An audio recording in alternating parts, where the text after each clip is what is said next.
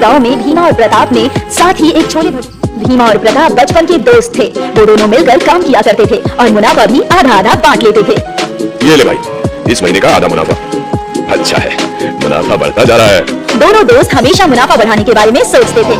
उसने पैसे विमला को दे दिए। इस महीने ज्यादा मुनाफा हुआ है। बहुत अच्छी बात है, भगवान करे आपका मुनाफा ऐसे ही बढ़ता रहे। भीमा का परिवार खुश था। वहीं जब पैसे देख रही हो, इस बार कितना ज्यादा मुनाफा हुआ है।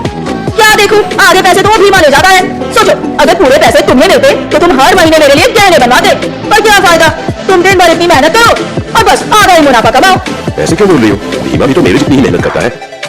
हाँ, पर रेडी आपकी, पैसे आपके और आधा मुनाफा वो कमाए। ये तो गलत बात है ना। इससे तो अच्छा होता कि आप उसे पगार देते। ऐसा तो मैंने कभी सोचा ही नहीं। कैसे सोचेंगे, आप इतने भोले जो हैं, और वो भीमा आपके भोलेपन का फायदा उठा रहा है। मैं कल ही उससे बात करता हूँ। केतकी ने प्रताप के कान भर। छोले भटूरे का ठेला पहले से भी अच्छा चल रहा था।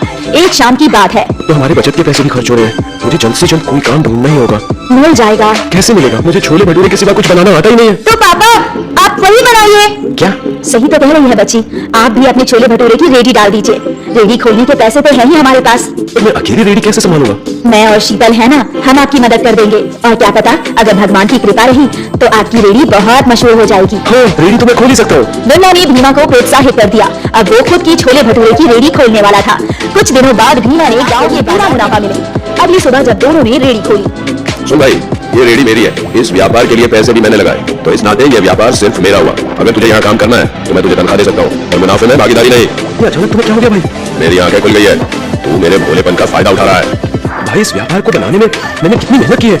तूने जो मेहनत की उसके पैसे तुझे मिल गए, लेकिन ये ठेला मेरा है। तुझे जमता है तो पगार पे काम कर ले। नहीं भाई, अब मैं यहाँ काम नहीं कर सकता। तो जा, चलता बन। मुझे भी तेरी कोई जरूरत नहीं है। मैं किसी और को नौकर रख लूंगा। ये बात सुनकर भीमा निराश हो गया। वो उदास होकर घर चला गया। घर पहुंचकर उसने अपने परिवार को ये बात बताई। पता नहीं आज अचानक प्रताप भाई को क्या हो गया। वो मुझे नौकर की तरह काम करवाना चाहता है। मैं सब जानती हूँ, ये सब उसकी पत्नी का किया धरा है। कोई जरूरत नहीं है उसके पास नौकरी करने की। आपको कोई ना कोई काम जरूर मिल जाएगा। हाँ, उम्मीद तो है। चलो मैं बाजार में काम देख कर आता हूँ। भीमा बाजार में गया और कई दुकानदारों से काम के बारे में बात की, पर किसी के पास भीमा के लायक कोई काम नहीं था। भीमा उदास हो गया। सांझ होते ही भीमा घर लौटा। भीमा का चेहरा देखकर विमला समझ गई थी कि उसे कोई काम नहीं मिला है। आप चिंता मत कीजिए, अगर आपको आज काम नहीं मिला है तो कल मिल जाएगा। थोड़ा सब्र रखिए। अगले कुछ दिनों तक भीमा यहाँ वहाँ काम की तलाश में घूमता रहा, पर उसे कहीं कोई काम नहीं मिला। यहाँ प्रताप ने एक बावर्ची को काम पर छोले भटूरे की रेडी लगाई। उसकी पत्नी विमला भी उसकी मदद कर रही थी। विमला भटूरे तल रही थी। अरे आओ आओ, स्वादिष्ट और गर्मा गर्म छोले भटूरे खाओ। आओ आओ। भीमा की आवाज गांव वालों के लिए जानी पहचानी थी, इसलिए गांव वाले तुरंत उसकी रेडी पर आ गए। अरे भीमा भैया, आप खुद अपना बिजनेस खोल लिए। लाइए एक प्लेट छोले भटूरे। जी। भीमा ग्राहकों को छोले भटूरे देता गया। भैया, आपके हाथ के छोले भटूरे की बात ही अलग है। हम तो ये स्वाद मिस कर रहे थे। भीमा खुश था कि गांव वाले उसके ठेले पर छोले भटूरे खा रहे थे, पर ये बात जब प्रताप को पता चली। अच्छा, तो अब ये मेरा धंधा खाना चाहता है। अब इसे बताता हूँ मैं। प्रताप ने छोले भटूरे का दाम 30 रुपए से घटाकर 30 रुपए कर दिया। सारे गांव वाले यही आएंगे। अब आएगा मजा। प्रताप के दाम घटते ही गांव वाले उसकी रेडी पर जाने लगे। प्रताप का प्लान काम कर रहा था। अब भीमा परेशान हो गया। 20 रुपए प्लेट बेचकर उसे बहुत ही कम मुनाफा होने वाला था। अब क्या करें? 20 रुपए में प्लेट तो नहीं बेच सकते ना। थोड़ा सब्र करते हैं, हो सकता है कि एक दो दिन में वो भी दाम बढ़ा दे। 20 रुपए प्लेट में तो उन्हें भी नहीं जमेगा। हाँ, हो सकता है। वैसे भी गांव वालों को पसंद है तो वो यहाँ जरूर आएंगे। भीमा ने दाम नहीं घटाए और इस वजह से भीमा के ठेले पर बहुत कम ग्राहक आ रहे थे। भीमा और विमला परेशान थी। ऐसे ही एक हफ्ता बीत गया और उनकी कुछ खास कमाई नहीं हुई थी। अब तो हमें कुछ न कुछ करना ही पड़ेगा। पर क्या करें? तभी उनके ठेले पर एक फकीर आता है। अल्लाह के नाम पर कुछ दे दे। आप बैठिए बाबा, मैं भटूरे छानती हूँ। विमला ने भटूरे बनाए और भीमा ने छोले भटूरे फकीर बाबा को दे दिए। फकीर काफी भूखा था, उसने फटाफट सारा खाना खा लिया। और लाऊं बाबा? नहीं बेटा, बहुत है। मेरी भूख शांत हो गई। तूने इस गरीब का पेट भरा है। अल्लाह तेरा भला करे। तू इतना परेशान क्यों है बेटा? अब क्या बताऊं बाबा, गांव में एक और छोले भटूरे वाला है। उसने छोले भटूरे का दाम घटा दिया और सारे गांव वाले वहीं जा रहे हैं। मुझे लग रहा है ये धंधा बंद करना पड़ेगा बाबा। चिंता मत कर, ऐसा कुछ नहीं होगा। अल्लाह तेरा दामन हमेशा भरा रखे। ऐसा कहकर उस फकीर ने अपने बोतल का थोड़ा सा पानी तेल की कढ़ाई में डाल दिया। आपने तेल में पानी क्यों मिलाया बाबा? ये कोई ऐसा वैसा पानी नहीं है, जादुई पानी है। अब से तू जो भी इस कढ़ाई में बनाएगी उसका आकार बड़ा हो जाएगा। विमला ने एक भटूरा तेल में डाला और डालते ही वो भटूरा कढ़ाई जितना बड़ा हो गया। हे भगवान, इससे तेरी सारी परेशानियां सुलझ जाएगी बेटा। अल्लाह मालिक, मैं चलता हूँ। फकीर बाबा विमला और भीमा को आशीर्वाद देकर चले गए। और बड़े बड़े भटूरे देखकर गांव वालों की भीड़ लग गई। इतने बड़े भटूरे मैंने आज तक कभी जिंदगी में नहीं खाए। भीमा ने दाम बढ़ाकर 50 रुपए कर दिए। फिर भी ग्राहकों की भीड़ बढ़ती ही जा रही थी और यहाँ प्रताप अपने नौकर पर चिल्ला रहा था। अबे उस भीमा की तरह बड़े बड़े भटूरे बना। मालिक मैंने बहुत कोशिश की पर बनी नहीं रही। मुझे नहीं पता, तू कुछ भी करके बना वरना तुझे काम से निकाल दूंगा। प्रताप के नौकर ने बहुत कोशिश की पर उसके बड़े भटूरे फूलते ही नहीं थे।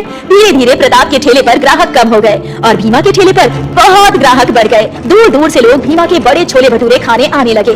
भीमा मशहूर हो गया और अमीर भी। अब उसके दोनों बच्चे इंग्लिश मीडियम स्कूल में पढ़ाई कर रहे थे। भीमा का पूरा परिवार खुश था और संपन्न भी। वहीं प्रताप और केतकी झगड़ रहे थे। केतकी की वजह से प्रताप का बैठा बिठाया कारोबार भी ठप हो गया था। शहर की गलियों में डॉली आंटी के मोमोज बहुत फेमस थे। अक्सर डॉली आंटी के स्टॉल पर भीड़ लगी रहती थी। आंटी मुझे दीजिए ना। नहीं आंटी पहले मुझे।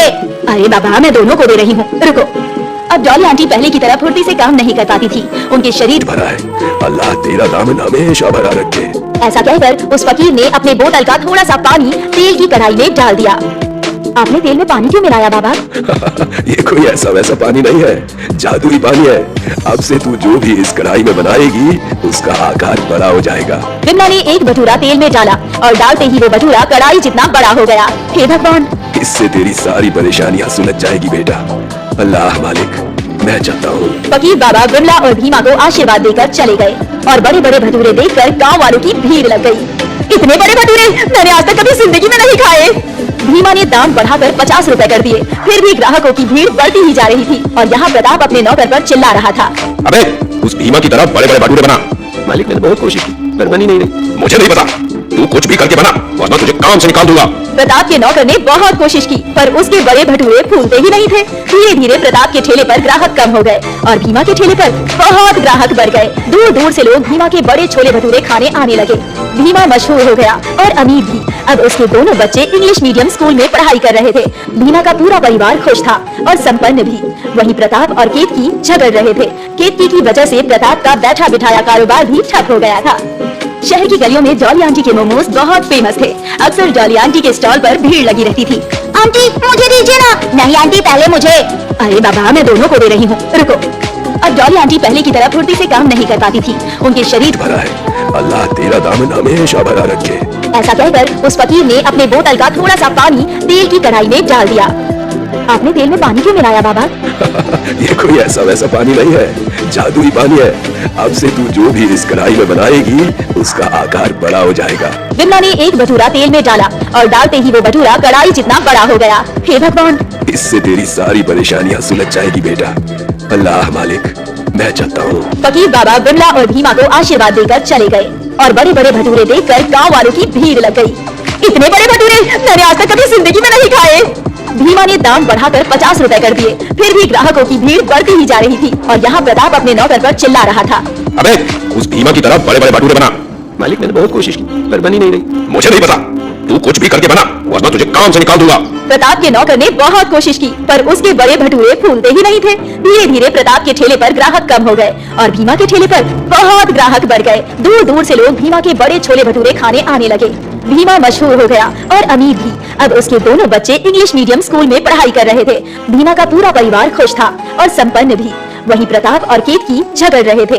केतकी की वजह से प्रताप का बैठा बिठाया कारोबार